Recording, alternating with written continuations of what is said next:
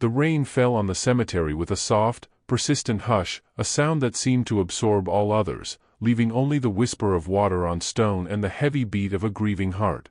Juliette Moreau stood alone, a solitary figure in a landscape of gray granite and drooping willows. The chill of the afternoon had seeped through her coat, but it was a distant discomfort compared to the hollow ache that had taken up residence in her chest since the phone call 3 weeks ago. A heart attack, they'd said. Sudden. Tragic. It felt like a flimsy, inadequate explanation for the death of a man as vibrant as her father, Antoine.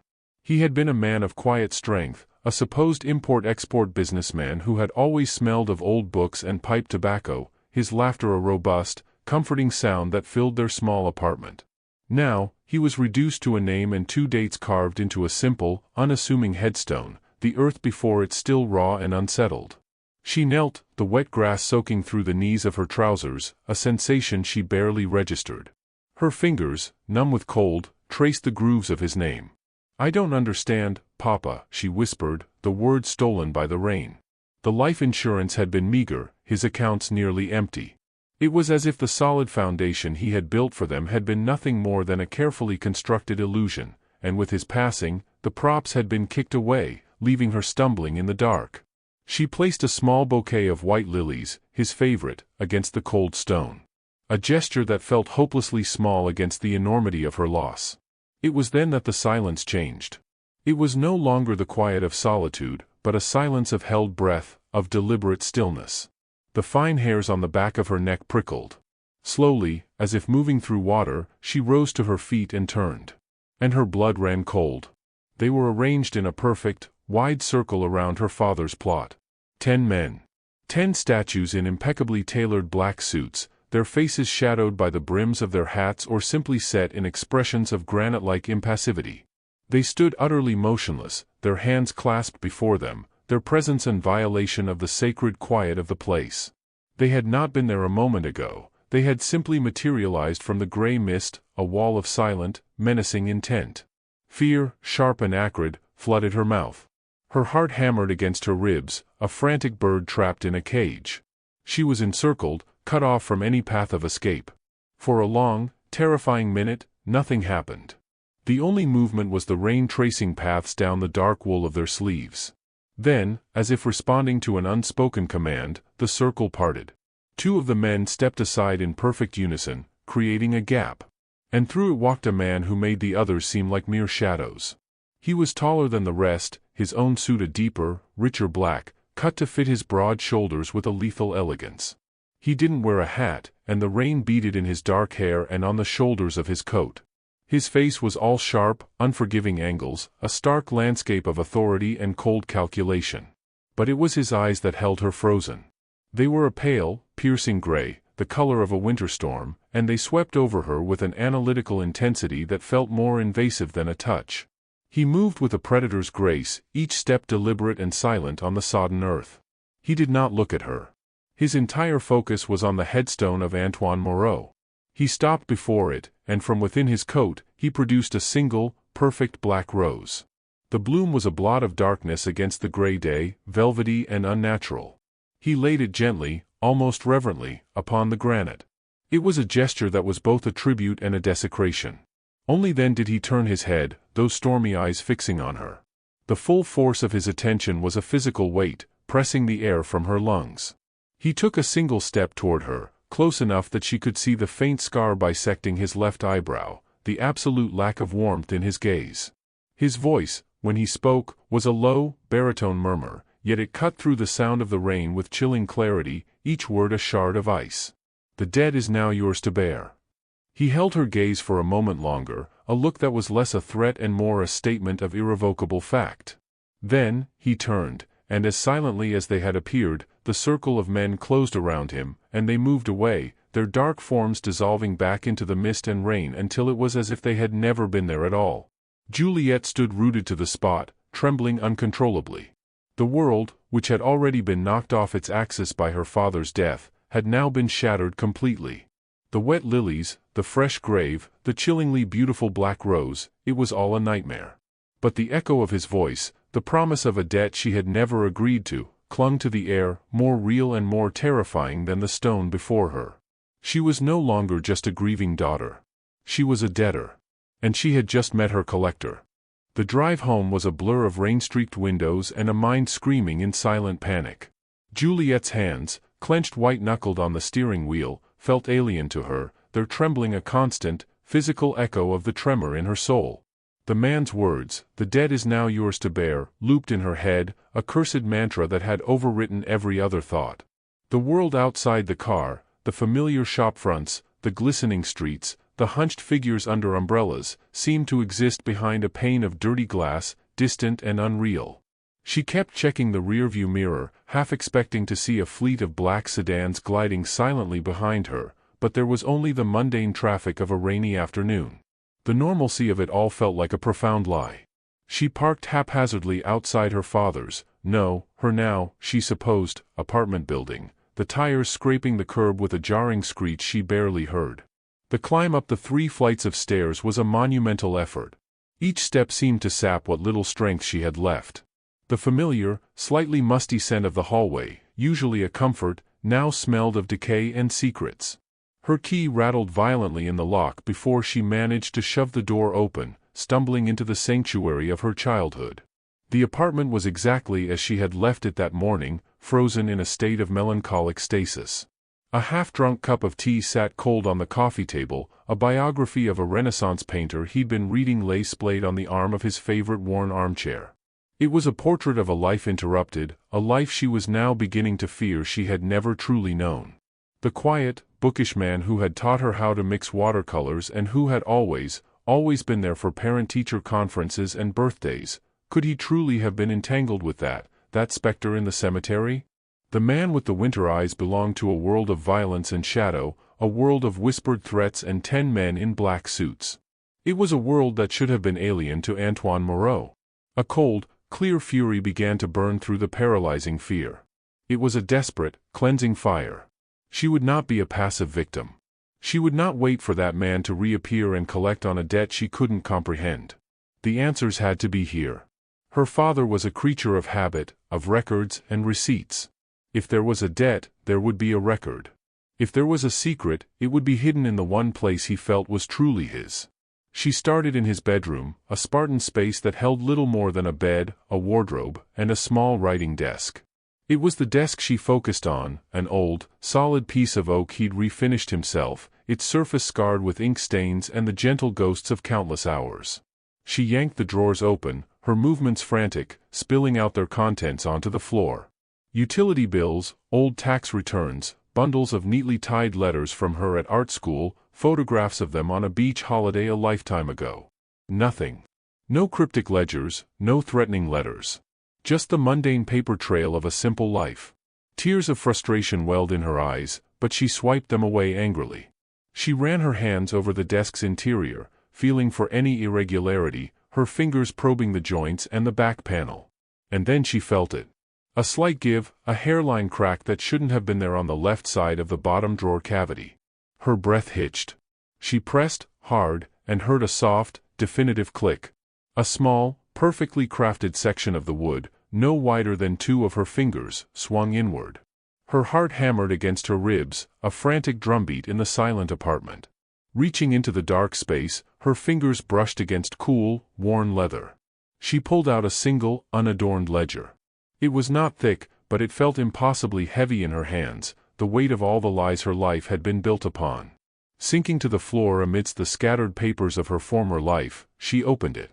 The entries were not in her father's neat, looping script, but in a sharp, efficient hand. They were not records of money, but of something far more sinister. Asterisk, favor, silence the accountant. Payment, 1 shipment cleared. Asterisk, favor, disappeared a problem from the docks. Payment, information on the Volkov shipment. Asterisk, the codes and references were a language she didn't speak, but their meaning was terrifyingly clear. This was the ledger of a criminal. This was the truth of her father's import-export business. With a trembling finger, she traced the entries back, her horror growing with each page. And then she found the final one, dated the very day he died. The ink seemed darker, the slash of the pen more forceful. It read, defaulted on the Vorso account. Damon calls the dead. Protect Juliette. The air left her lungs in a rush. Protect Juliette. The words were a spear through her heart. His last thought had been of her. And this Damon, the man from the cemetery, it had to be, hadn't just called the dead. He had collected it. The heart attack was a lie. Her father had been murdered. The realization was a physical blow, leaving her dizzy and nauseous. She sat there on the floor, the ledger a damning weight in her lap, the scattered remnants of her innocence surrounding her. The sound of the apartment door being kicked in was not so much a sound as a concussive force, a splintering of wood that shattered the suffocating silence. She looked up, her eyes wide with terror, as the frame splintered and the door swung inward to reveal the imposing figure of Raphael, flanked by two of the silent, black-suited men from the cemetery. His eyes, cold and impersonal, scanned the room and settled on her, on the ledger in her hands. "Mr. Vorso requests your presence," he stated, his voice flat and devoid of any emotion, a statement of absolute, inarguable fact. There was no request in his tone. It was a command. The time for searching for answers was over. The answers, it seemed, had now come for her. The world outside the car windows became a smeared tapestry of fading gray light and neon reflections, a route she could not track, turns she did not recognize. Juliette sat wedged between the two silent sentinels in the back of the sleek, black sedan, the ledger a brand against her chest where she clutched it inside her coat. Raphael, a silhouette of grim efficiency in the passenger seat, had not spoken another word. The initial, raw terror had subsided into a cold, hard knot of dread in her stomach, a heavy stone around which her thoughts swirled in frantic, useless circles. They had not blindfolded her. That, somehow, was the most terrifying part of all. It implied a profound, unshakable confidence that where she was going was a place from which she would not be leaving, a place where the knowledge of its location was irrelevant. The city's familiar skyline receded, replaced by sprawling, manicured suburbs, which then gave way to high walls and gated drives shrouded in ancient, towering trees. The car slowed, not for a gate, but for a seamless, silent section of the stone wall that swung inward on hidden hydraulics, revealing a long, private road paved in crushed gravel that crunched with a sound like breaking bones under the tires. The estate that unfolded before them was not merely a house, it was a fortress masquerading as a palace. It was a monument of old stone and modern steel, with vast, dark windows that seemed to absorb the last of the evening light. It spoke of generations of wealth, but also of paranoia and immense, unassailable power. The car came to a stop before a grand entrance, all double doors of dark, carved wood. Raphael emerged and opened her door, his expression unchanging. A gesture of his hand was all it took to compel her to step out. Her legs felt weak, the gravel shifting unervingly under her feet. The two other men fell in behind her, a silent, pressing presence that guided her up the steps and into the cavernous silence of the main hall. The air inside was cool and still, smelling of lemon polish, old wood, and something else, something metallic and cold, like the scent of a vault. The interior was a study in severe elegance. Minimalist furniture that looked both ancient and priceless stood on thick, silent rugs, and the walls were lined not with family portraits, but with stark, modern art and floor-to-ceiling bookshelves. It was beautiful in the way a perfectly honed blade is beautiful, cold, sharp, and dangerous. Raphael led her through the hall, their footsteps muffled into nothingness, and paused before a set of double doors. He opened one without knocking and gestured for her to enter. The room beyond was a library, but it felt more like a strategic command center. The walls were a fortress of books, ladders on brass rails providing access to the highest shelves. A massive desk of obsidian wood dominated the far end, and behind it, standing before a window that looked out over the darkened grounds, was Damian Vorso. He had shed his wet overcoat and now stood in a tailored waistcoat and shirt sleeves, the gray fabric stretched taut across his shoulders. He was studying the stormy sky, a crystal tumbler of amber liquid held loosely in one hand. He did not turn as she entered, allowing the silence to stretch, allowing the sheer, oppressive weight of the room to press down on her. This was his stage, and he was establishing the rules of the performance before a single word was spoken. Finally, he turned. The stormy eyes she remembered from the cemetery swept over her, from her rain-damp hair to her worn shoes, taking in every detail of her dishevelment, her fear, her defiance. He placed the tumbler on his desk with a soft, definitive click. "Your father," he began, his voice low and measured, devoid of the cemetery's chill but holding no warmth, "was a man I once considered a brother. We built an empire from nothing but ambition and will. He was the only man I ever trusted." He paused, his gaze pinning her to the spot. "And he betrayed that trust. He did not simply steal from me, Juliette. He stole from the family. He diverted funds, he shared secrets with our rivals, he attempted to dismantle everything we had built, piece by piece. He took a slow step around the desk, his movements fluid and controlled. Money is a simple thing. It can be counted, repaid, with interest. But trust is a currency of a different kind. Once spent, it is gone forever. The debt he left behind is not one of numbers in a ledger. It is a debt of honor.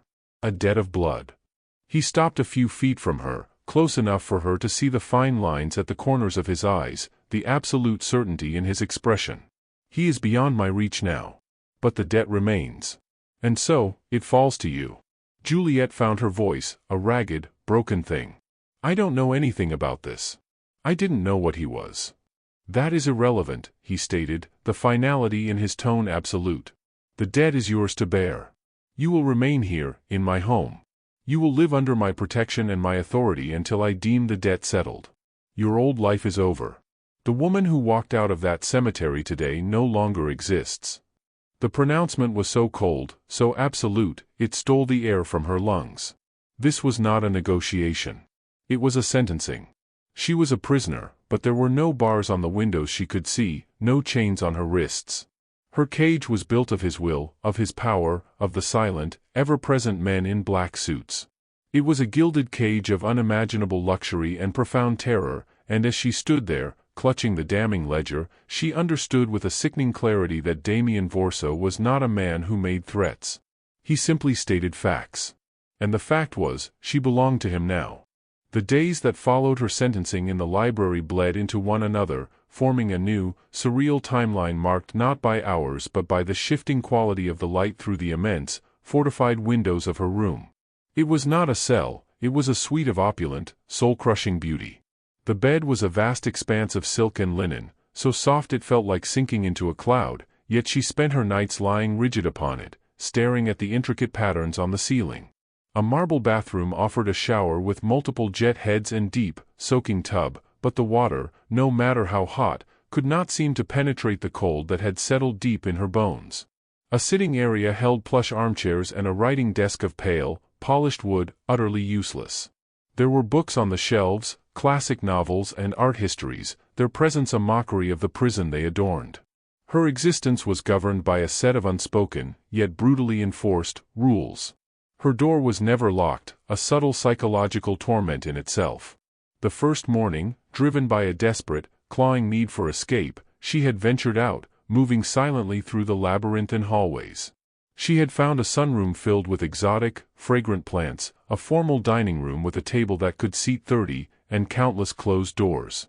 But every exit to the outside world, every grand set of French doors, every service entrance, was flanked by one of the silent suits.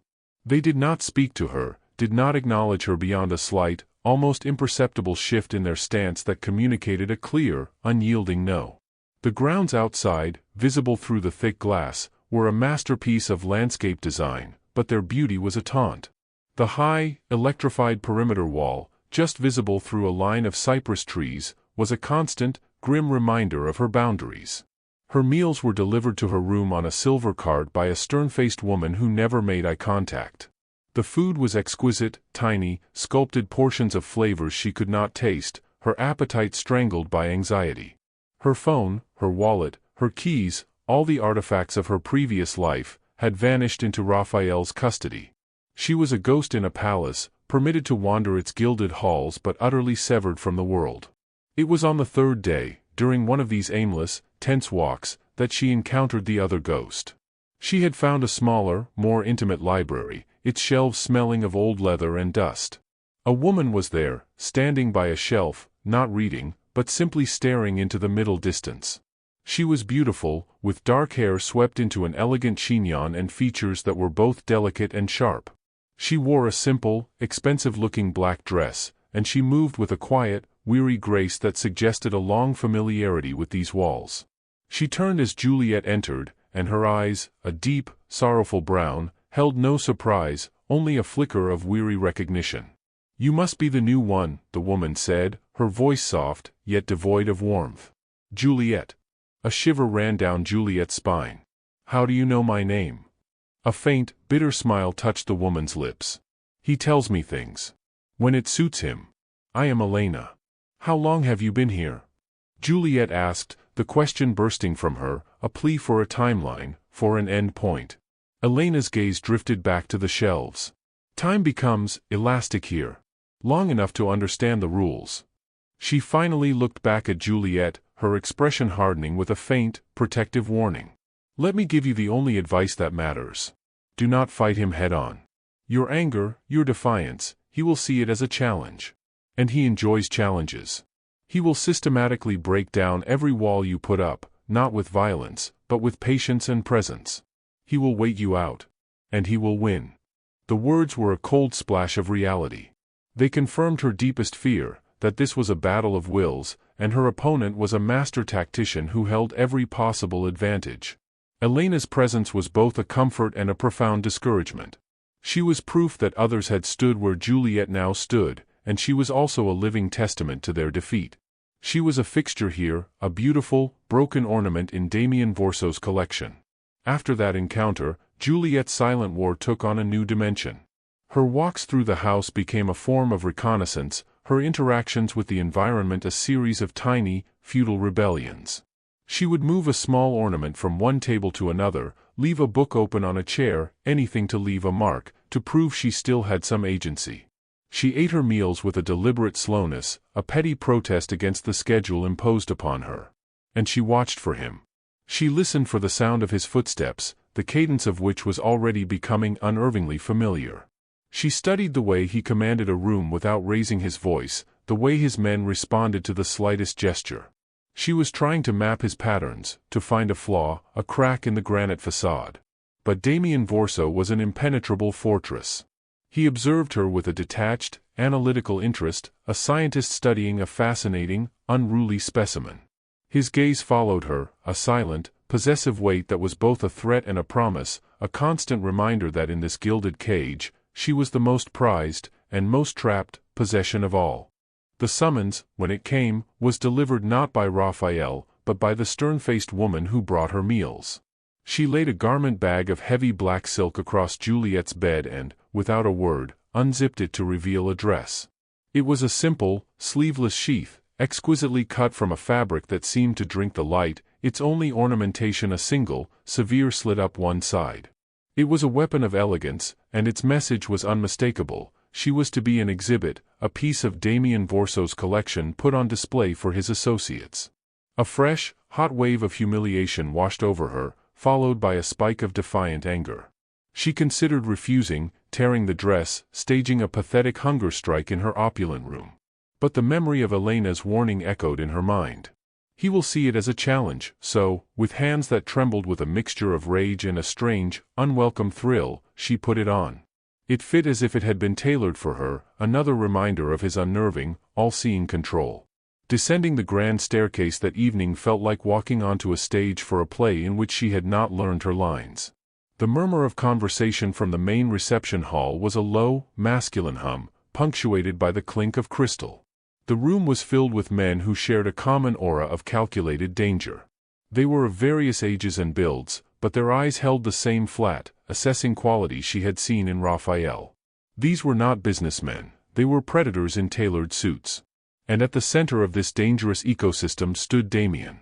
He wore a tuxedo with the effortless authority of a second skin, a king holding court.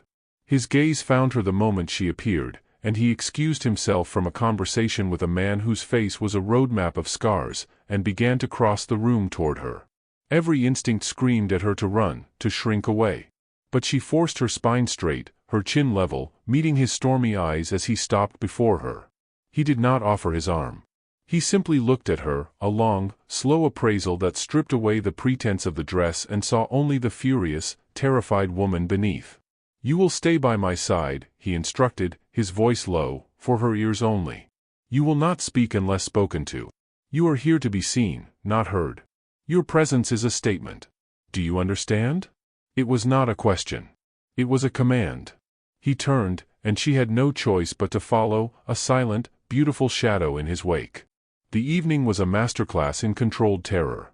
She stood beside him as he greeted his guests, feeling their gazes slide over her with a cold, impersonal curiosity. She was the new prize, the fresh blood. She heard snippets of conversations that were veiled in a coded language of shipments, territorial disputes, and compliance issues. She watched how every man in the room, no matter how intimidating, deferred to Damian. It was in the slight dip of a head, the careful modulation of a voice, the way they waited for him to speak first. His power was not just acknowledged, it was a physical law in this room, like gravity. It was during a lull, as Damian was momentarily engaged with a pair of older men by the fireplace, that another man approached her. He was younger, with slicked back hair and a smile that didn't reach his cold, calculating eyes. "So, you are the reason for the recent disruption," he said, his voice a silken purr. He leaned in too close, the scent of his cologne cloying. "Antoine's little girl. I must say, Damon, you've outdone yourself. A much more pleasing form of recompense than the usual messy affair." His gaze traveled over her with a blatant, disrespectful leisure. "Though I wonder if she has her father's treacherous tongue." The air in the room seemed to freeze solid. The murmured conversations died instantly. Before Juliette could even process the insult, the atmosphere shifted with the sudden, lethal finality of a guillotine's drop. Damian, who had been several feet away, was now standing beside her. He had not run, he had simply appeared. His civility, the cool, controlled host, was gone. In its place was something ancient and primal. He didn't look at the man. He looked at Raphael, who stood by the door, and gave a single, almost imperceptible nod. What happened next was so swift and brutal it was over before Juliette's brain could fully register it. Raphael and two other men closed in on the smiling man. There was no shouted warning, no drawn-out confrontation. A fist drove into the man's stomach with a sickening thud, silencing his gasp before it could escape. An arm locked around his throat, cutting off his air. He was dragged, struggling weakly, from the room, his polished shoes scraping uselessly across the polished floor. The entire event took less than 10 seconds. The silence that followed was heavier and more terrifying than the violence itself. Damian's gaze swept the room, a silent challenge. No one met his eyes.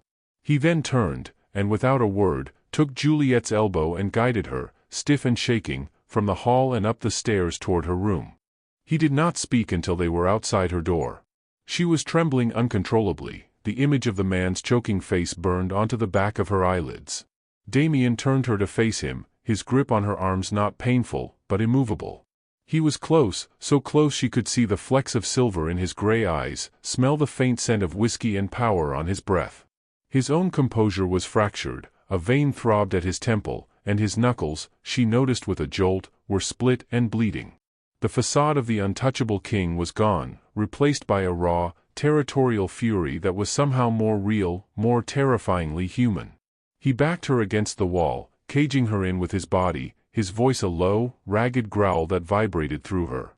"You see," he whispered, the word hot against her skin. "You see what happens? You are mine to protect. Mine to punish. Your safety, your life, your defiance, it all belongs to me. No one else looks at you. No one else touches what is mine." His gaze dropped to her lips, and for a heart-stopping moment, she thought he would kiss her. The air crackled with a dangerous, electric tension. The line between captor and protector, between hatred and a terrifying, primal attraction, evaporated in the heat of his possession. He was her jailer, her judge, and in that moment, he had declared himself her sole, brutal guardian. And the most horrifying part, the thought that slithered through the cracks in her fear, was the realization that in this world of shadows and violence, his protection felt like the only solid thing left to cling to. The days following the violent incident at the dinner settled into a new, more complex rhythm, the air in the great house thick with unspoken words and a tension that had fundamentally changed its nature. The raw fury Damian had displayed outside her door had not vanished, but it had retreated, replaced by a watchful, almost contemplative intensity. He no longer merely observed her as a specimen. Now, his gaze held a question, as if the glimpse of her terror and her stunned silence had revealed something he had not anticipated. The change was subtle, a shift in the atmospheric pressure of her captivity. The guards were still present, the doors still monitored, but the oppressive weight of his disregard had lifted, replaced by a focused, unnerving attention that was, in its own way, just as terrifying. It was in the library, her newfound sanctuary for its smell of paper and its illusion of normalcy, that the first crack appeared. She had taken to sketching on a pad of expensive, thick paper she had found in her desk, losing herself in the familiar, comforting lines of a charcoal pencil. She was drawing the view from her window, the stark geometry of the cypress trees against the gray sky, when she felt a presence behind her. She froze, her hand stilling on the paper. She expected a command, a criticism, the cold reminder of her place. Instead, his voice, when it came, was quiet, almost pensive. "The perspective on the far wall is off," Damian said. "The angle of the stonework. You've drawn it as if you're looking straight on, but from this height, you would see a slight recession." Juliette's breath caught in her throat. She stared at her drawing, and with a lurch in her stomach, she realized he was right. It was a technical, artistic critique, the kind she might have received from a professor. It was the last thing she had ever expected from him. Slowly, she turned to look at him. He was not looking at her, but at the sketch, his head tilted, his expression one of pure, analytical interest. "You know about perspective?" she asked, her voice barely a whisper. His stormy eyes flicked to hers, and for a fleeting second, she saw something other than ice or storm. She saw a flicker of wry amusement. "A man in my position learns to see things as they are, not as they appear. It is a necessary skill for survival. My mother, she was a painter. Before she married my father. She tried to teach me to see the world in lines and light, not just in threats and opportunities." He reached out, and before she could flinch away, his finger, calloused and strong, traced a line on her paper, correcting the angle of the wall. The touch was not possessive or violent, it was instructive. It was the most disarming thing he had ever done. Days later, he found her in the gardens, standing before a statue of a weeping angel, its face worn smooth by centuries of rain. He stood beside her, the silence between them less hostile, more charged with a fragile, unspoken truce. "They call me Damon, you know," he said, his voice low. "The wolf. It is not a title one chooses. It is earned." He was quiet for a long moment, his gaze fixed on the angel's sorrowful face. "My father was a pragmatic man. He believed sentiment was a weakness. When I was 12, a rival family took something from him.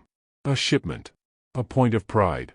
To teach me the cost of failure, he took something from me. He had my dog, a clumsy, loyal beast I loved more than anything, put down. He made me watch.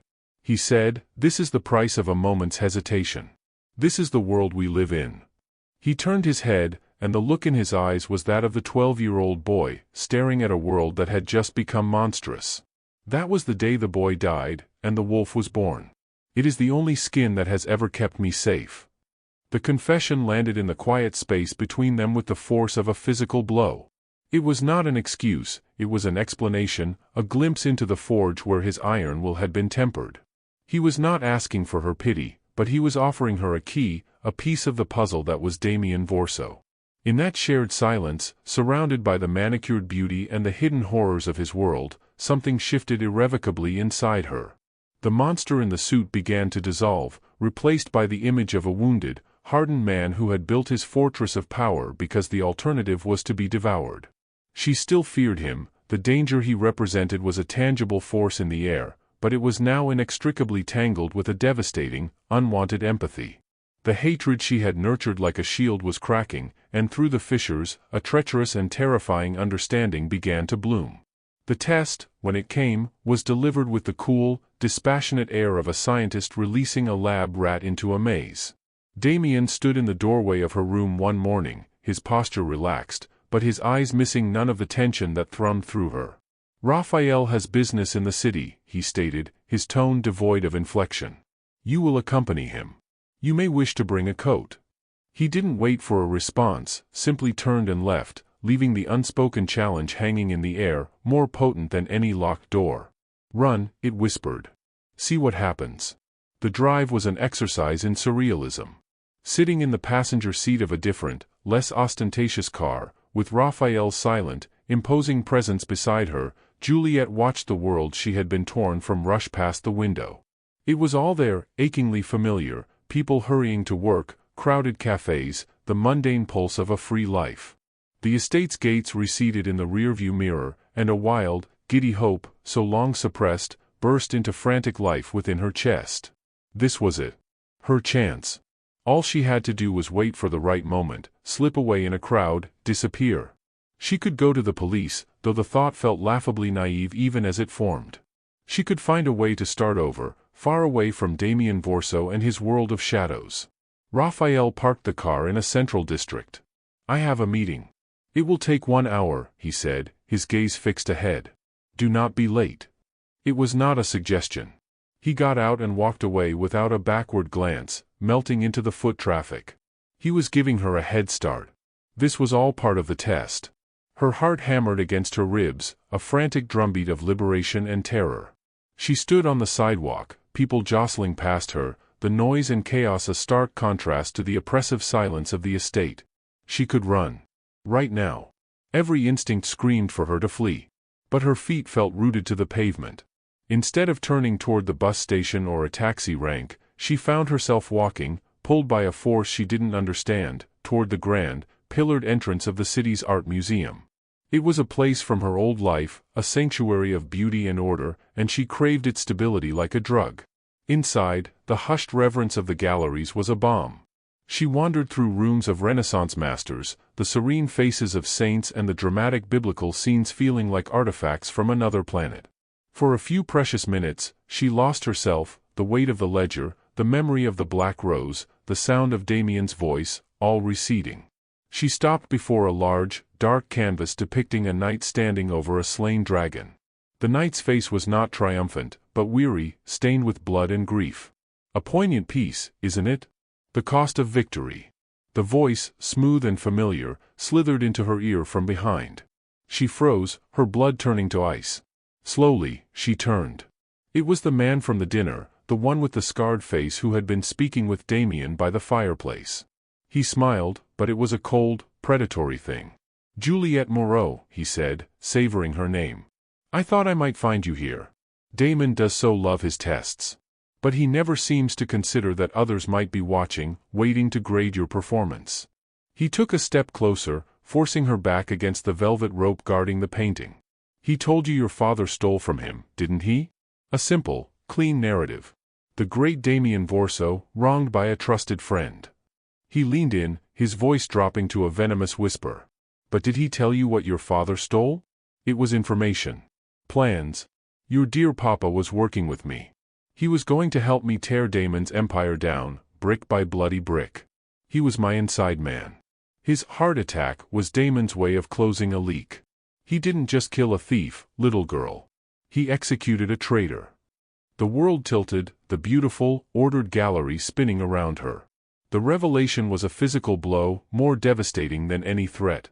Her father, her quiet, bookish father, had not been a passive victim or a simple embezzler. He had been an active conspirator. The man with the scarred face watched the dawning horror on her face with satisfaction before melting back into the shadows of the gallery, leaving her alone with the crushing truth. The journey back to the estate was a blur of white-hot rage and shattering betrayal. She didn't speak to Raphael.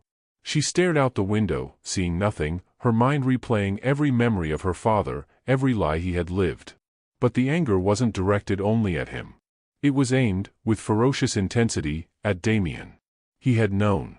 He had known the full, ugly truth and had offered her only the palatable part of the story, manipulating her grief, her sympathy. He had let her believe her father was a better man than he was. She stormed into the house, her composure shattered. She found him in his study, exactly where she knew he would be, waiting for the results of his experiment. She didn't give him a chance to speak. "He was a traitor," she screamed, the words tearing from her throat. "You knew. You knew he was working with your rival and you didn't tell me. You let me mourn a man who didn't exist."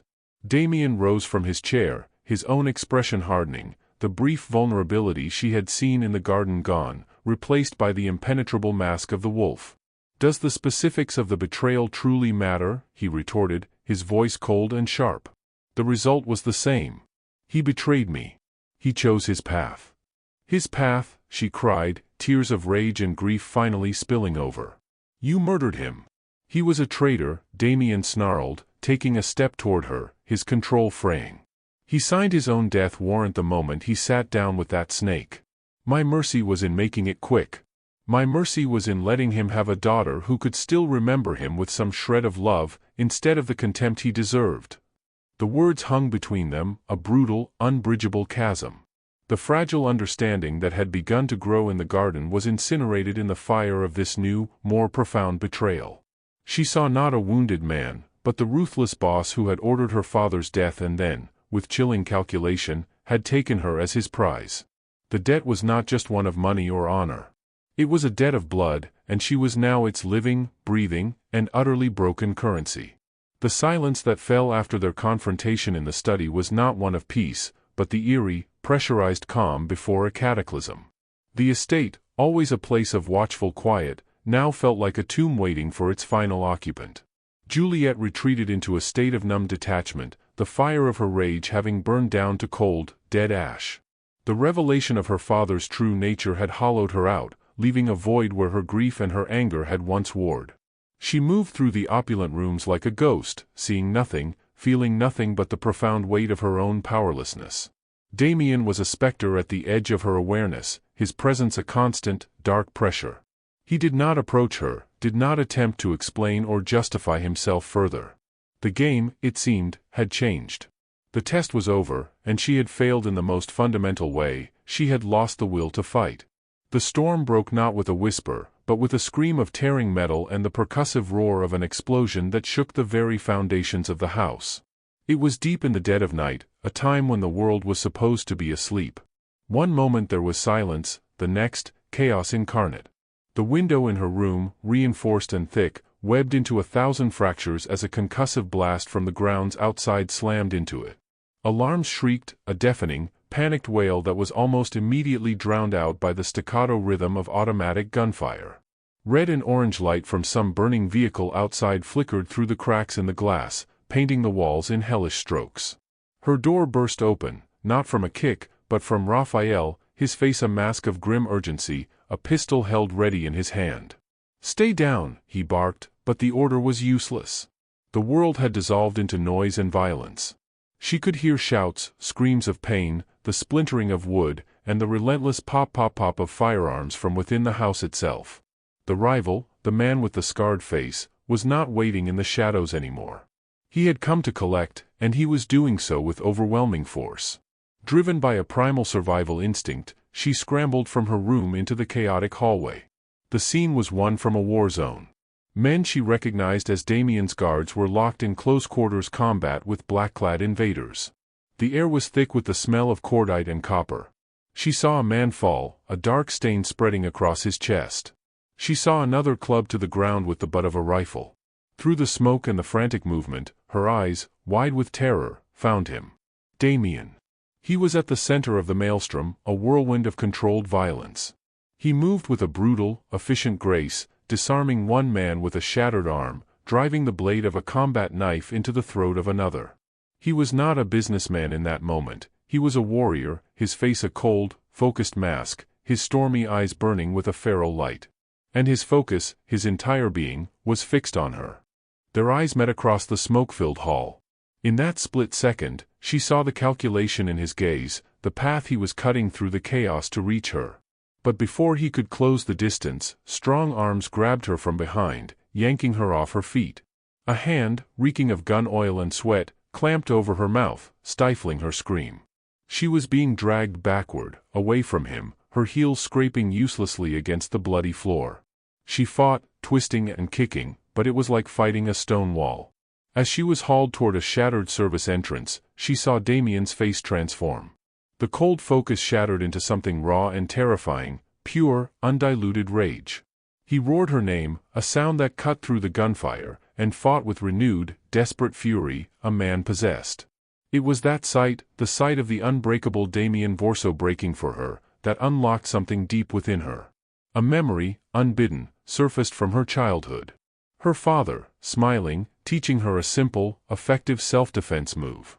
If a man ever grabs you from behind, my little artist, don't fight his strength. Surprise him. The instruction was a flare in the darkness of her panic. She went limp in her captor's arms for a fraction of a second, making him adjust his grip. Then, with every ounce of strength she possessed, she slammed her head backward. There was a sickening crunch as her skull connected with his nose. He bellowed in pain and surprise, his grip loosening. It was all the opening she needed. She drove her elbow into his ribs and twisted free, stumbling forward into the chaos. She had only taken 2 steps before he was there. Damian. He covered the final distance in a blur, catching her as she stumbled, his arms wrapping around her, pulling her tight against his chest. For a single, suspended moment, the world ceased to exist. There was no gunfire, no screaming, no burning wreckage. There was only the solid, unyielding strength of his body, the frantic beat of his heart against her back, and the sheer, overwhelming reality of his presence. He turned her in his arms, his hands cupping her face, his eyes searching hers, and in their stormy depths, she saw not the Mafia boss, but a man staring into the abyss of having almost lost what was his. And then he kissed her. It was not a kiss of gentle affection or tender love.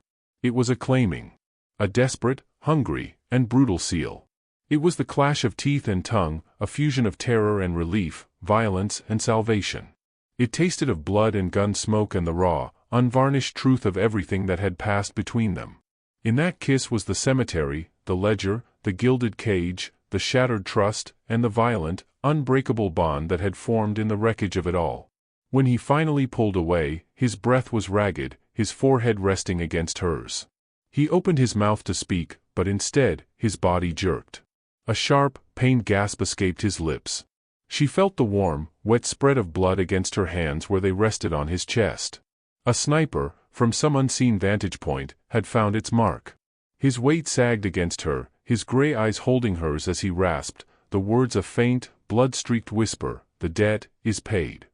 His eyes fluttered shut, and the great Damian Vorso, the wolf, collapsed into her arms. The silence that descended after the attack was of a different quality than any that had come before. It was not the quiet of oppression or of waiting, but the deep, resonant stillness that follows a great storm. The acrid scent of smoke still clung to the air, a ghost of the violence that had raged through the halls, but it was now mingled with the sharp, clean smell of antiseptic and the faint, metallic tang of blood being scrubbed from marble floors. The wounded had been tended to, the dead removed. The rival, they told her in hushed tones, was no longer a concern.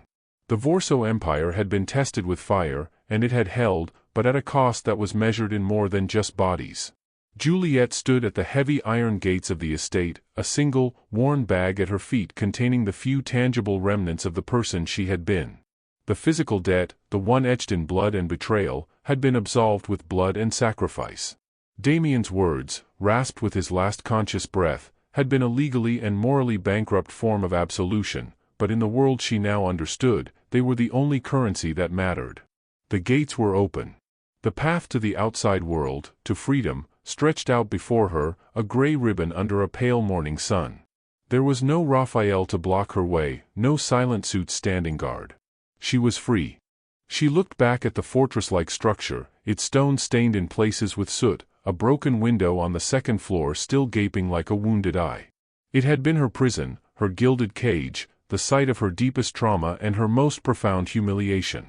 But as her gaze swept over it, she saw not just a prison, but the place where every carefully constructed illusion of her life had been shattered, leaving only the brutal, unvarnished truth. She saw the window of the library where he had critiqued her drawing, the gardens where he had confessed the death of the boy he once was, the hallway where he had fought like a demon to reach her.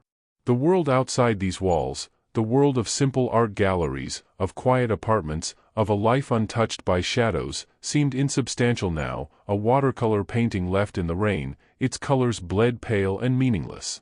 He was in his study, as she knew he would be. The door was open. He sat behind the obsidian desk, his posture rigid, his left arm immobilized in a stark white sling beneath his shirt.